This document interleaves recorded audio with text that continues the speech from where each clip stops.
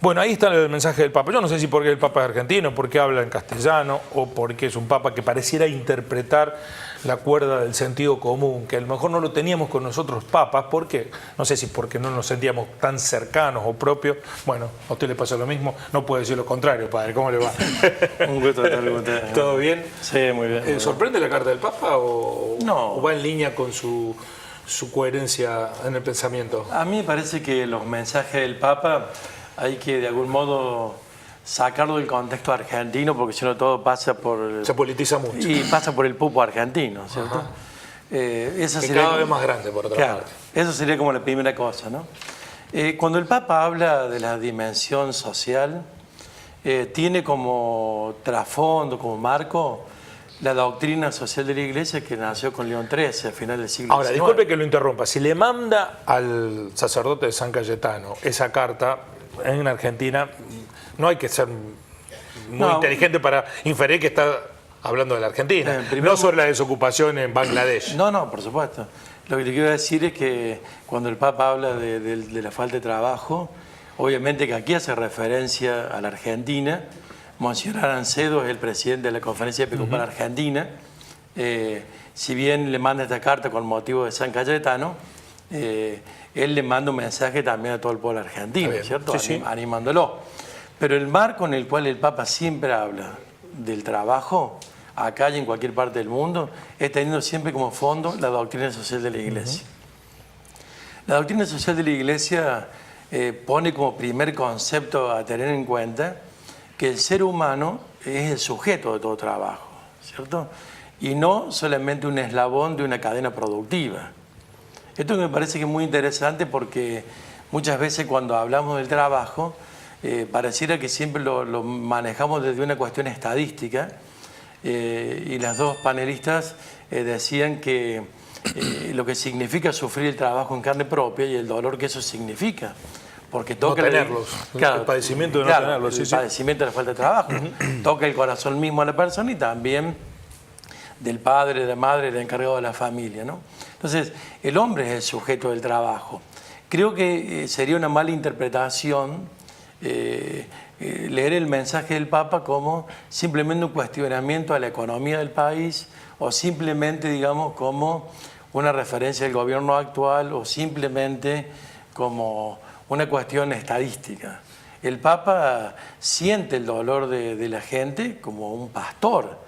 Y nosotros cuando hablamos de acompañar a nuestra gente, creyentes o no, en esta dimensión del trabajo, no lo hacemos como sociólogos, como economistas, sino como pastores. Aparte de esa cuestión del vivir de arriba, también recupera la tradición del trabajo, la cultura del trabajo, que en los últimos tiempos con las nuevas generaciones también se ha perdido un poco, esta idea que nos fueron transmitiendo nuestros padres, que hay que trabajar para prosperar. Y bueno, esto sería una cuestión también de análisis, de examen de conciencia de la dirigencia argentina de las últimas décadas, ¿no? De por qué se ha perdido, digamos, el concepto de trabajo como motivador de la dignidad humana. Porque esto no es casual, ¿cierto? Padre Gustavo, bueno, hay mucha expectativa en torno a la celebración de San Cayetano. ¿Está yendo más gente a la iglesia? ¿Se ha vuelto a instalar en los fieles la preocupación de la pérdida del empleo?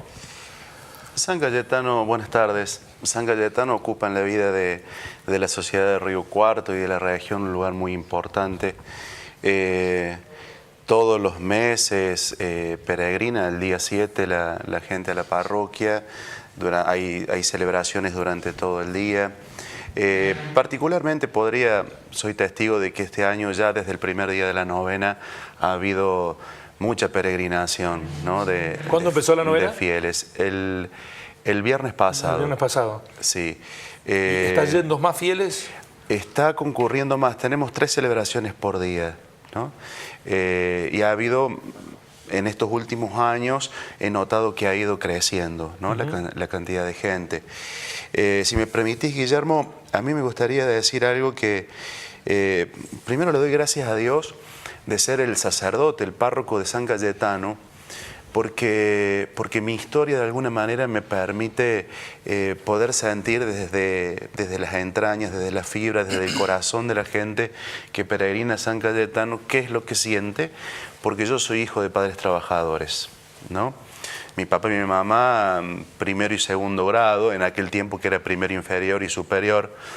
Y una familia de trabajadores, mi mamá toda su vida empleada doméstica y mi papá, por ejemplo, un hombre que fue trabajador metalúrgico y cuando se tenía que jubilar descubrió que tenía la mitad de los aportes realizados, ¿no? O sea que la cuestión del trabajo y la presencia de San Cayetano en mi familia ha sido y sigue siendo algo cotidiano. A mis padres, cuando se casaron, quizás como profecía, le regalaron un cuadro de San Cayetano que todavía está sobre la mesa de luz de mi papá. O sea, y hemos pasado por muchas cosas, por la enfermedad, por la falta de trabajo, la pérdida de la dignidad muchas veces, cuando el otro no puede ponerse en el lugar del trabajador y lo vacía de todo. Porque sí. no hablamos de sueldos que no alcancen, porque todos somos conscientes de que hay gente que piensa el mes en 18, 20 días, el sueldo en 18, 20 días, los últimos 10 días y uno empieza a rasguñar lo que queda en el fondo de la alacena. Y ni que hablar cuando uno es chico, ¿no? Y creo que estos años de párroco en San Cayetano me lleva a descubrir desde la experiencia que cuando la gente peregrina no va solamente por el pan y el trabajo, sino que va llevando al santo su vida, su familia. Porque mientras hay un trabajo, aunque sea con un sueldo bajo, bueno, el pueblo de Dios, la familia camina. El problema está cuando una de las patas pierde el trabajo, una de las partes importantes de ingreso pierde el trabajo y qué hablar cuando la familia es visitada por la enfermedad, ¿no? ¿Es oportuno para usted este mensaje del Papa? Yo creo que el Papa, de alguna manera, como dice aquí el Padre Jorge Luis, está dando un mensaje, vuelve a dar un mensaje de cercanía hacia el pueblo argentino, a quien sigue sintiendo, yo creo, ¿no?, muy de cerca como pastor, ¿no? Ahora pastor universal, por supuesto. Pero claro que al Papa le duele la injusticia, le duele la pobreza, le duele la falta de trabajo, porque como lo dice la Iglesia, lo enseña la doctrina social, no tener trabajo es no poder colaborar con Dios en la obra creadora de este mundo.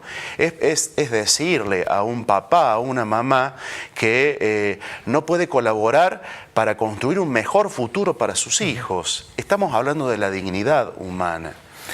Permítame, padre, quiero presentar a Román Lepore, que es abogado del Sindicato de la Carne. Entiendo que el sindicato, los dirigentes gremiales están en Buenos Aires porque si no fue decretado, está por ser decretado un paro del sindicato. Así es, no se ha llegado a un acuerdo a nivel federativo, se pasó a una conciliación obligatoria por 5 días y si no hay ningún arreglo en los próximos días, a partir del miércoles próximo hay una... Del miércoles de la otra semana, el miércoles no mañana. de la otra semana. No, sí, el miércoles de la otra semana. Que el gremio es uno de los que más ha sufrido, por lo menos en nuestro ámbito, el despido de trabajadores, un centenar en la empresa Avex, ex-Avex.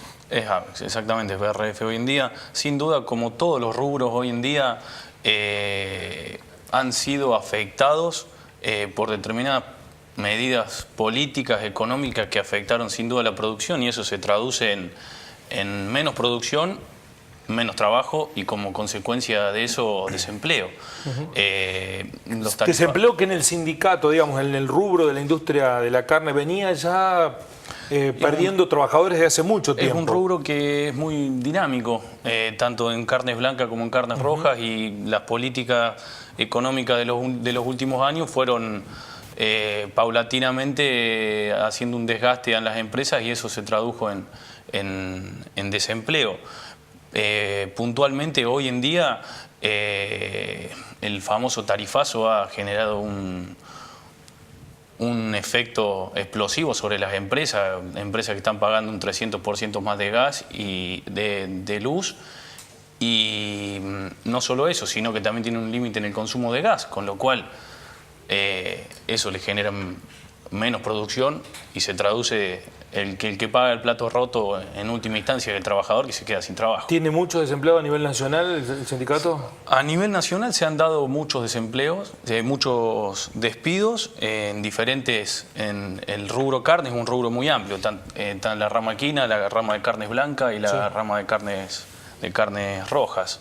El sector que más fue afectado fue el de carnes blancas, sin duda, al ser empresas internacionales que se manejan de otra manera. Sí, dale. Preguntar porque yo recuerdo cuando se instala ABEX, el empresario multinacional había recibido subsidios. Eran todos nacionales.